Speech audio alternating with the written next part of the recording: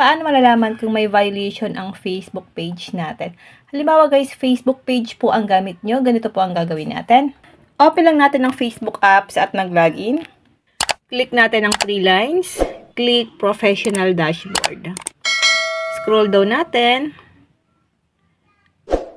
Click Page Recommendation. Makikita nyo po dito kung recommendable po ba ang inyong mga Facebook page. At dito guys, sa page recommendation, makikita nyo rin dito kung mayroon kayong violation. Click natin ang monetization.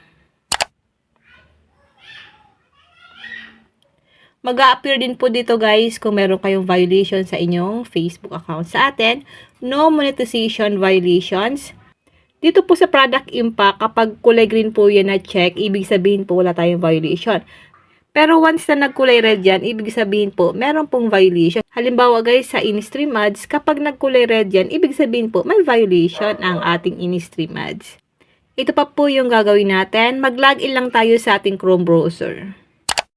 Dito po sa may search engine, itype lang natin dito ang Meta Business Suite login. Hindi ko po alam kung Meta Business Suite or Meta Business Suite kasi marami pong nagko-comment sa akin na Meta Business Suite daw ang pagkabasa at meron naman pong nagko-comment na Meta Business Suite daw po ang dapat pronunciation nito. Hindi ko talaga guys alam. So sa akin Meta Business Suite. Then search lang po natin guys. I-login nyo po dito ang inyong mga Facebook account.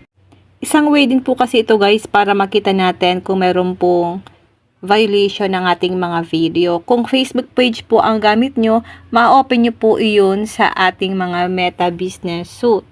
Bibihira lang po kasi guys ang nakakapag-open ng Facebook profile dito sa Meta Business Suite. Then ito guys, click po natin ang content. Ito guys, sinum in ko lang. Click po natin ang content para lumabas po yung mga video natin na pinost. Then, swipe natin pa left.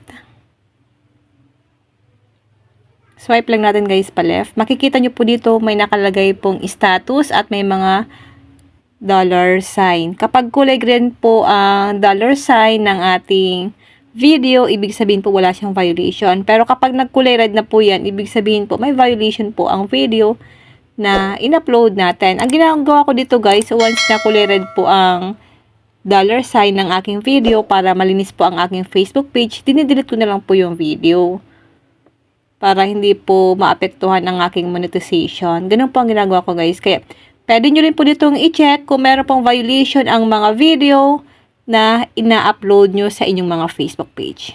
Yun lang guys, sana po may natutunan kayo sa aking video. Kung hindi ka pa naka-follow sa aking Facebook page, pa-follow po ako, Positive Mind, at sa aking YouTube channel, RK Willow, para lagi kang updated sa lahat ng tips at video tutorial na ina-upload ko. Mag-comment lang kayo sa comment section kung may mga katanungan kayo. And now, thank you for watching. God bless you all.